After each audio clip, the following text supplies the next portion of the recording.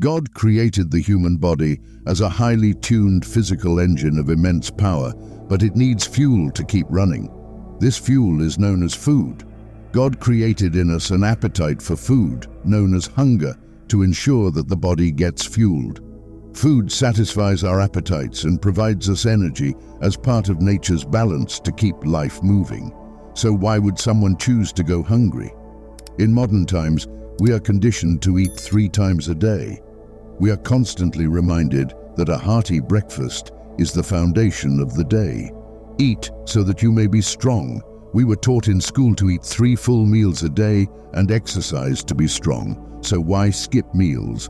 The world calls not eating dieting and often does it to lose weight or for health reasons. But some abstain from eating for spiritual reasons. This is referred to in the Bible as fasting. A fast is typically undertaken for a defined period to achieve a spiritual goal. Consider the following example from the Old Testament. Once a year, Jewish faithful were required to fast. Leviticus 16 verse 29, "And this shall be a statute forever for you. In the 7th month, on the 10th day of the month, you shall afflict your souls and do no work at all, whether it be one of your own country or a stranger that sojourneth among you." The Yom Kippur fast. Because this fast was observed on the Day of Atonement, it is known as the Yom Kippur fast, the phrase meaning Day of Atonement. God required his people to fast once a year on the Day of Atonement. Everyone fasted. Why everyone? Because God wished for all to remember the solemn experience of their salvation. On the Day of Atonement, the high priest entered the Holy of Holies and offered the blood of an animal in exchange for the sins of all. Leviticus 16 verse 24, "And he shall wash his flesh with water in the holy place, and put on his garments, and come forth, and offer his burnt offering and the burnt offering of the people, and make an atonement for himself and for the people." Because the Day of Atonement dealt with the sins of the nation, everyone fasted to identify with the high priest who sacrificed a lamb for the forgiveness of their sins. Jesus told his disciples, "When you fast," Matthew 6 verses 16 to 18, "when you fast, do not look somber like the hypocrites, for they disfigure their faces to show others they are fasting. Truly, I tell you, they have received their reward in full. But when you fast, anoint your head and wash your face, so that it will not be obvious to others that you are fasting, but only to your Father who is unseen. And your Father who sees what is done in secret will reward you." When you give up foods both pleasurable and necessary, you catch God's attention. Even back then, Jesus warned us not to flaunt our fasting. Jesus cautioned his disciples not to fast for public acclaim. The fact that he said, "whenever you fast," indicates that he considers fasting a legitimate spiritual discipline. Fasting is temporarily abstaining from a bodily desire, usually food, in favor of a spiritual need.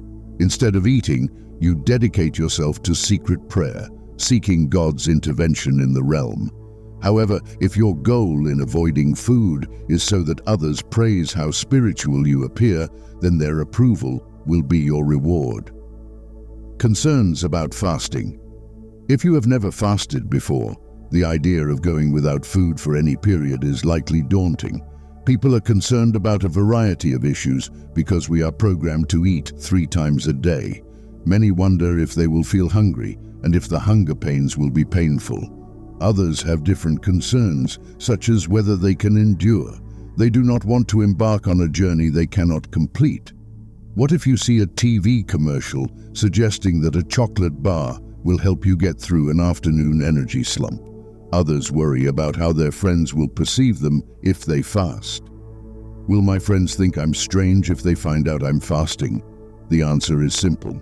You do not fast to impress your friends, and you usually do not even tell them.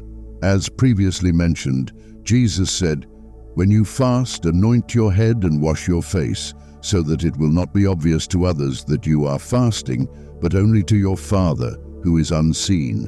And your Father, who sees what is done in secret, will reward you openly." Matthew chapter 6 verses 17 and 18. Jesus was reminding us not to make an outward show of our religious devotion to God. Instead, fasting is a private commitment between you and God. You can fast in private and tell no one. Other times, you might participate in a public fast, such as with your church or another individual. To address a problem, Ezra fasted with 4,000 people, and Esther asked all Jewish believers to fast for divine intervention. Every year in May, Christians are invited to participate in the National Day of Prayer and Fasting. What fasting is? Fasting is not the same as dieting, nor is it about eliminating food for health reasons. There are many types of fasts for spiritual reasons, and there are many reasons to fast and pair the experience with prayer.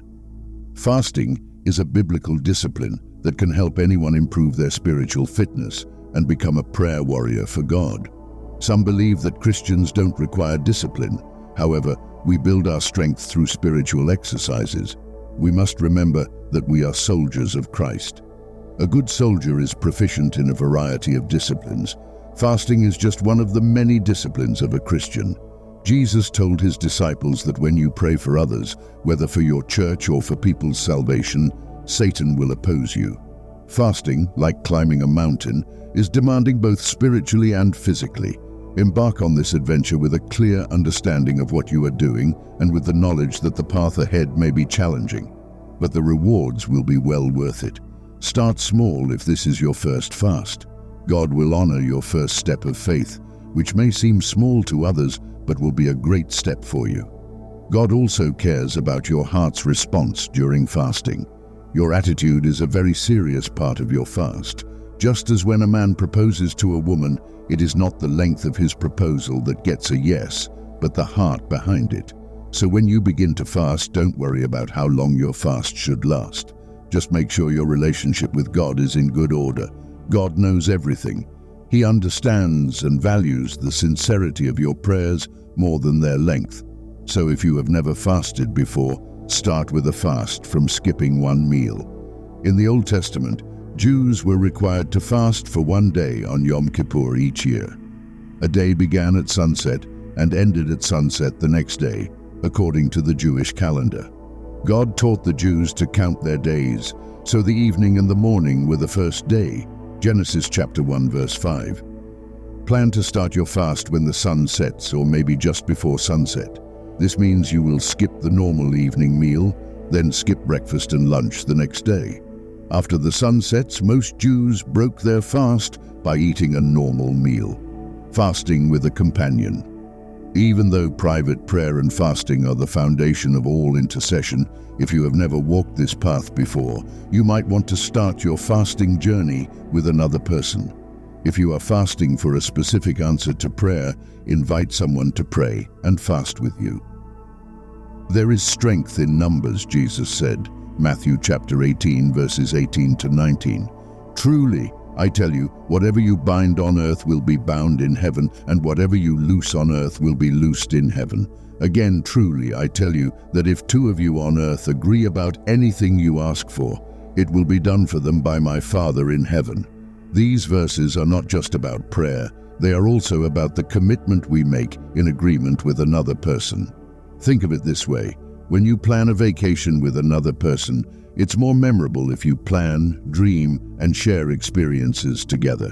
When you share your vacation with another person, you probably enjoy it more. The same is true for fasting.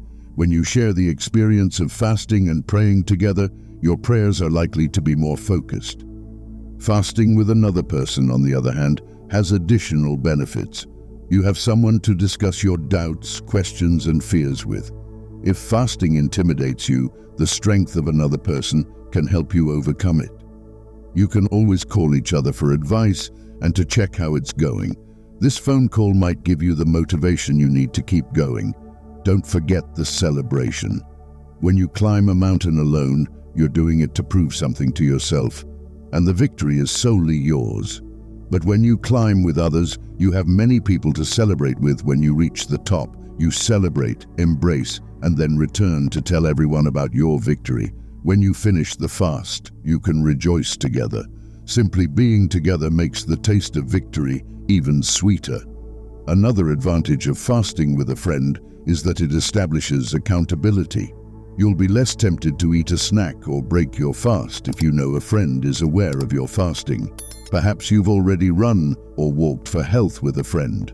If so, you understand how having a partner can help you stay committed when things get tough.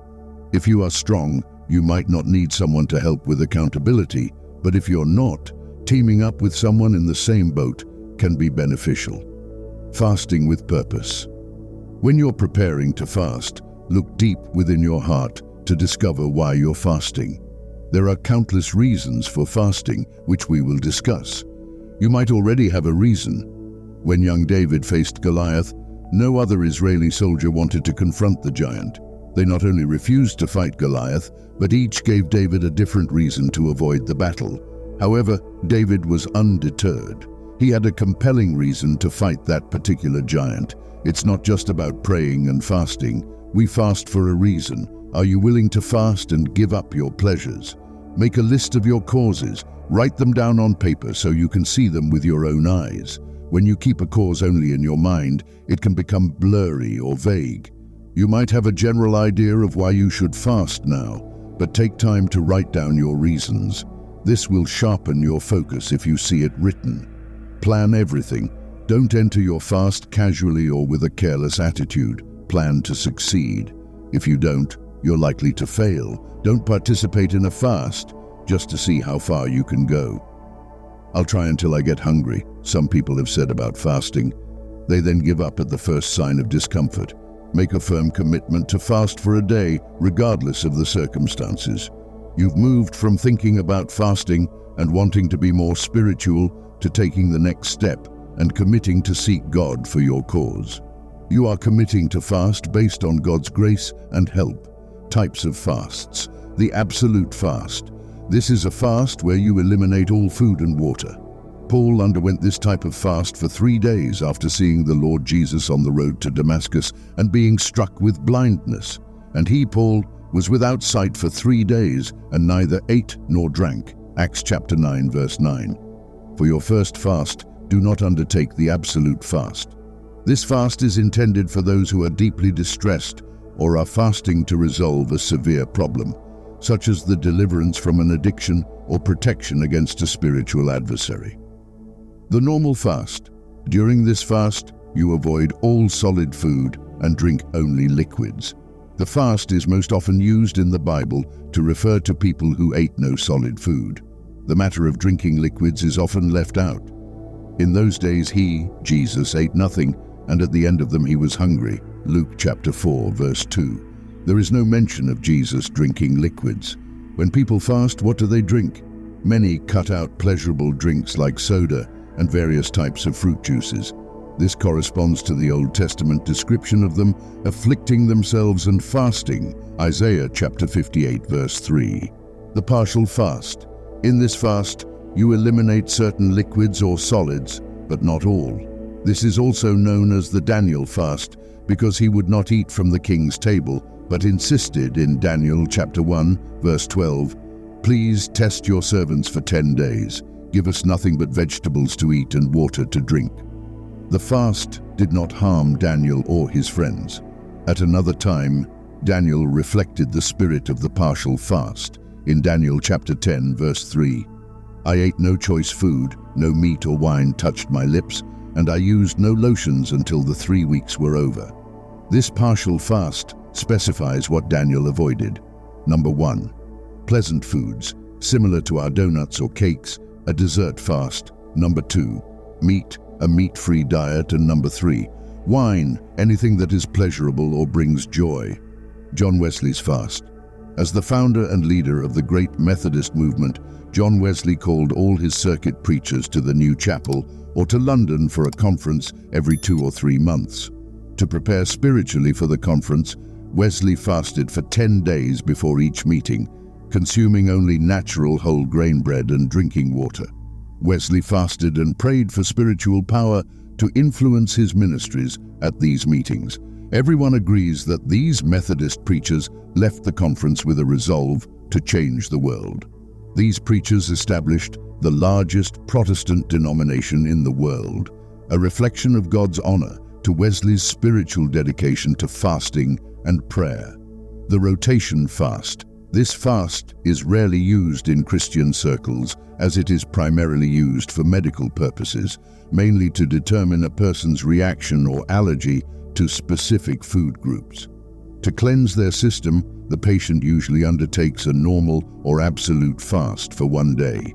Then, for 6 days, only one new food group is introduced and consumed each day, rotating among the 6 food groups. This helps to determine which food is causing a person's physical problem through elimination and exclusion. Choosing a fast. When preparing to fast, several factors need to be considered. Consider your specific situation before deciding on the best approach for you. Here are some ideas. First-time fasting factor. As mentioned earlier, if this is your first fast, I recommend starting with the 1-day Yom Kippur fast.